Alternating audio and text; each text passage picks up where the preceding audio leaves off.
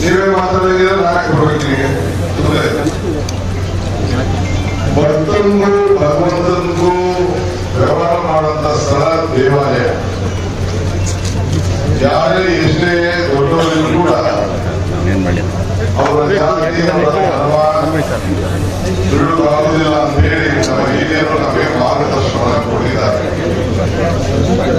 ಇದೊಂದು ದೇವರ ನೇಮ.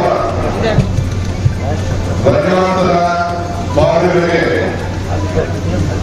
ನನ್ನ ಕುಟುಂಬ ಮತ್ತು ವೇದಿಕೆಯಲ್ಲಿರುವಂತಹ ಎಲ್ಲ ಗಣ್ಯರು ಮತ್ತು ದಾನಿಗಳ ಪರವಾಗಿ ಸಾಷ್ಟಾಂಗ ನಮಸ್ಕಾರಗಳನ್ನು ಅರ್ಪಿಸಲಿಕ್ಕೆ ನಾನು ಬಯಸ್ತಾ ಇದ್ದೇನೆ.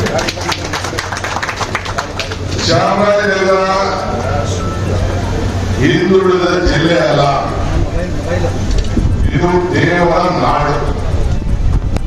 ಮಲೆ ಮಹದೇಶ್ವರ, ಚಾಮುಂಡೇಶ್ವರ, ಗೋಪಾಲ ಸ್ವಾಮಿ, ಬಿಳಿಗಿರಿ ರಂಗಯ್ಯನ ಬೆಟ್ಟ, ಈ ಮಧ್ಯ ರಂಗ ಇವೆಲ್ಲ ಕೂಡಿ ಸೇರುವಂತ ಈ ಕಾವೇರಿಯ ತಪ್ಪಲಿನಲ್ಲಿ ಏನು ಎರಡು ನದಿಗಳು ಇಲ್ಲಿ ಸೇರಿ ಏನು ಗಂಗೆಯ ಜಲಪಾತ ನೀವು ಕಣ್ಣಲ್ಲಿ ಕಾಣ್ತಾ ಇದ್ದೀರಿ.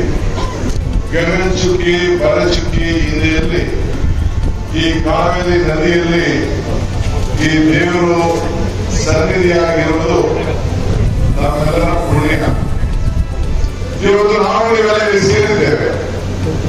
ಪುರಂದರದಾಸರು ಒಂದು ಮಾತು ಹೇಳ್ತಾರೆ, ಇದು ಭಾಗ್ಯ, ಇದು ಭಾಗ್ಯ, ಇದು ಭಾಗ್ಯವಯ್ಯ, ಪದ್ಮನಾಭನ ಪಾದ ಭಜನೆ ಪರಮ ಸುಖವಯ್ಯ ಅಂತ ಹೇಳಿ ನಾವು ರಂಗನಾಥ ಸ್ವಾಮಿಯ ಪಾದದಲ್ಲಿ ಬಂದು ನಿಂತು ನಿಮ್ಮನ್ನೆಲ್ಲ ಭೇಟಿ ಮಾಡಿ ನಮ್ಮ ಮಹೇಶ್ ರೆಡ್ಡಿಯವರು, ಅವರ ಕುಟುಂಬದವರು, ಎನ್ಆರ್ ಗ್ರೂಪ್ನವರು ಈ ಒಂದು ಪವಿತ್ರವಾದ ದೇವಸ್ಥಾನದ ಜೀರ್ಣೋದ್ಧಾರವನ್ನ ಕೆಲಸವನ್ನು ಮಾಡಿ ಅವರು ಈ ಒಂದು ದೇವಸ್ಥಾನಕ್ಕೂ ಬಹಳ ದೂರ. ಆದ್ರೆ ಲಕ್ಷ್ಮಿ, ಈ ರಂಗನಾಥ ಸ್ವಾಮಿ ಇಬ್ಬರು ಕೂಡ ಅವ್ರಿಗೊಂದು ಮಾರ್ಗದರ್ಶನ ಕೊಟ್ಟು ಈ ಸೇವೆಯನ್ನ ಮಾಡಿಸುವಂತ ಒಂದು ಭಾಗ್ಯ ಸಿಕ್ಕಿದೆಯಲ್ಲ, ಇದು ಅವರ ಭಾಗ್ಯ ಭಾಗ್ಯ ಭಾಗ್ಯ ಅಂತ ಹೇಳಿ ನಾವು ಪುಣ್ಯ ಕ್ಷೇತ್ರದಲ್ಲಿ ನಾವೆಲ್ಲ ಹಿರಿಯರು ಮಾರ್ಗದರ್ಶನ ಕೊಟ್ಟಿದ್ದಾರೆ. ಒಂದು ಆಂತರಂಗ, ಒಂದು ಮಧ್ಯರಂಗ, ಒಂದು ಅಂತರಂಗವನ್ನ ಬೆಳಿಗ್ಗೆ ಸೂರ್ಯ ಹುಟ್ಟಿದ ತಕ್ಷಣ ಮುರುಘನೊಳಗೆ ದರ್ಶನ ಮಾಡಬೇಕು ಅಂತೇಳಿ ನಾನು ಒಂದು ದಿನ ಪ್ರಯತ್ನವನ್ನು ಮಾಡಿದ್ದೇನೆ.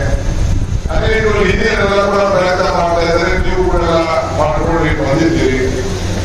ಇದು ಈ ದೇವಾಲಯ ಅನೇಕರು ಇಲ್ಲಿ ಬಹಳ ಉತ್ತಮವಾದಂತಹ ಜೀವನದಾನ ನಡೆದಿದೆ. ನಾನು ಮತ್ತು ನಮ್ಮ ರಾಮಲಿಂಗಾರೆಡ್ಡಿಯವರು ಮತ್ತು ಜಿಲ್ಲಾ ಸಚಿವರಾದಂತಹ ನಮ್ಮ ವೆಂಕಟೇಶ್ ಅವರು, ಈ ಕ್ಷೇತ್ರದ ಶಾಸಕರಾದಂತಹ ಮಂಜುನಾಥ್ ಅವರು, ಪುಟ್ಟರೆಡ್ಡಿಯವರು, ಕೃಷ್ಣಮೂರ್ತಿ ಅವರು, ಮಾಜಿ ಶಾಸಕರು, ಈ ಕ್ಷೇತ್ರದವರು. ಮತ್ತಷ್ಟು ಸುದ್ದಿಗಳಿಗಾಗಿ ನೋಡ್ತಾ ಇರಿ ಪಬ್ಲಿಕ್ ನ್ಯೂಸ್ 24x7. ಇದು ಸತ್ಯದ ಧ್ವನಿ.